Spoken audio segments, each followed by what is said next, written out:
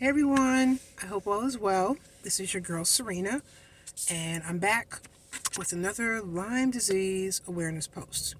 So earlier in the week, I may post this the same week I posted the last one, or it might be the next week. But around Wednesday or Thursday, I believe it was like May 4th or 5th, I had posted a video about what I went through. It was a spell that I went through that kicked off my week, and just was a flare symptoms. So for those who are new, give you just a little backstory. I have what is called chronic Lyme disease. I was diagnosed officially with Lyme disease December 2012 after being misdiagnosed about 10, 12 times, and I think I'll come back and do a video post just about the misdiagnoses I got in a period of 2.5, 3 months. And from there, the journey and the battle started. My symptoms are not fully in remission. I still have about 5 or 6-ish symptoms. So today's Friday, so I'm kicking off my Mother's Day weekend like this, okay? I had to get a CT scan. This is overdue. I was supposed to get one a while back, but then I had gotten COVID. And then with COVID, they actually tell you have to wait so many weeks to get stuff like CT scans, especially if they're looking at your lymph nodes, because unfortunately, COVID inflames your lymph nodes. So mine were already inflamed to begin with, so now we had double that. So I was finally able to get an appointment today. So what is the CT scan for? So just to back up, I had gotten an ultrasound in the fall, and I have a swollen lymph node around here. It's actually right here. I'm touching it, and then there's one in the back of my neck, and this whole right area just feels groggy. That's just the best way. It feels congested, like I have a cold, but just from my ear through my neck, only on the right side. So my ENT doctor wanted to get a closer look at this area, this particular lymph node, because the other side is fine. And then this lymph node back here, and to see if there's anything, because we're just trying to piece things together. So with a CT scan, I had to do it with and without contrast dye. So contrast dye helps to paint the picture more clearly. So they have to put it into my body intravenously through my veins. And what that does is they can see a clear picture of what is happening wherever the trouble spots are. When I get an MRI of my brain and spine, which I started getting December 2012, and I had gotten those all the way up until this past August 2021. We always do it with and without contrast dye, just so we can get a clear picture of my brain, and see what's going on there, see if it's healing, if it's going in the right direction. They look at my spine as well. So today was a CT scan. So with that, like I said, you have to get the contrast dye intravenously. I went through a series of IV treatments, 14 months to be exact, during my Lyme disease battle. 2 a week for the first 7 to 8 months, and then it went to like 1 a week to 1 every other week to 0. So my veins are small. This was before Lyme. I had small veins. They like to roll. They like to disappear. It's like they're playing hide and go seek. So now we're in the battle of Lyme disease, and they really feel threatened, especially with the multitude of IV treatments I've had gotten.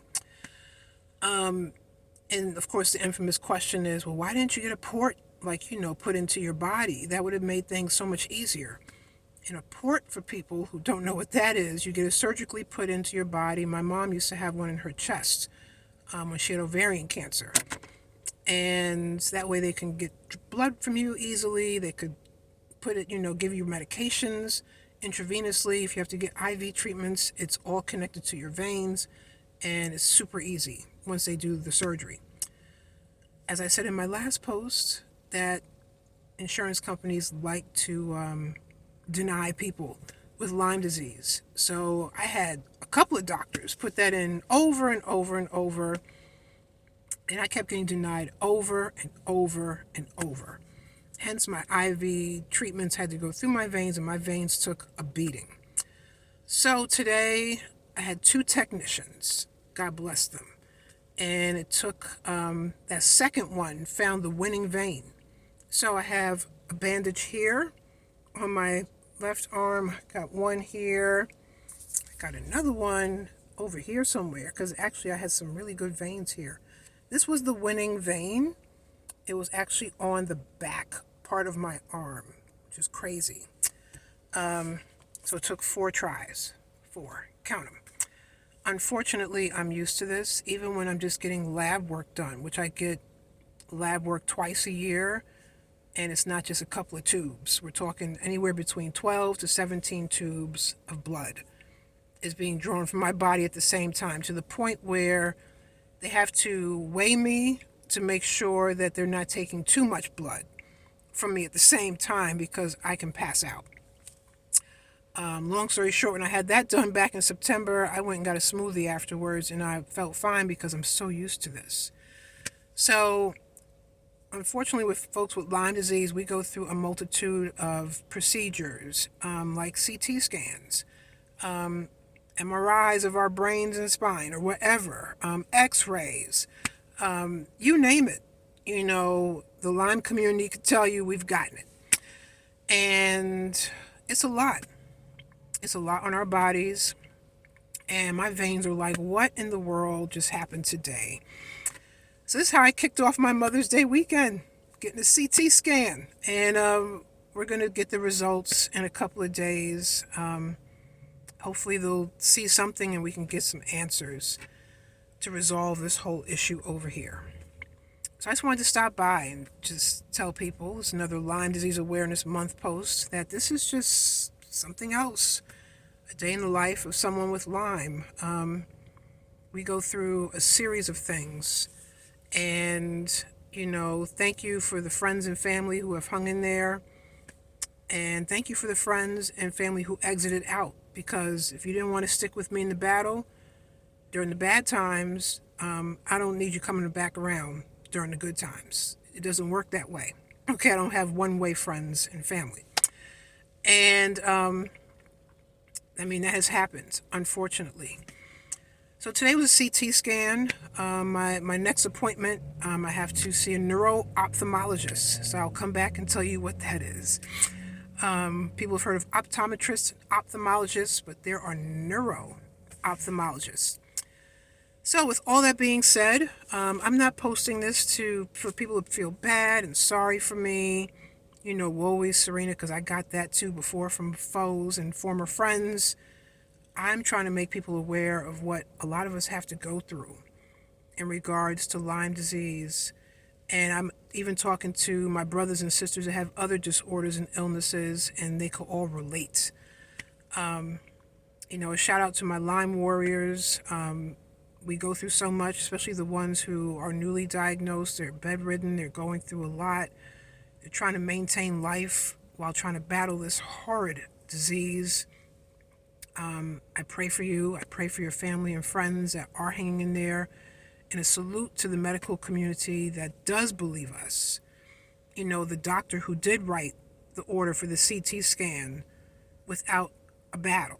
Who said, I need to see all this going on. I'm still learning about Lyme, but I don't like what I'm seeing. I thank you. So, with that being said, I'm going to start my Mother's Day weekend. I'm going to go home and put some ice packs on all of this stuff and just rest. That's all I want to do for Mother's Day is rest and treat myself to some good food. So on that note, thank you for stopping by and listening to me in another Lyme Disease Awareness post. And stay tuned for more. Please feel free to like and share. Thank you all for your support. God bless you. Bye.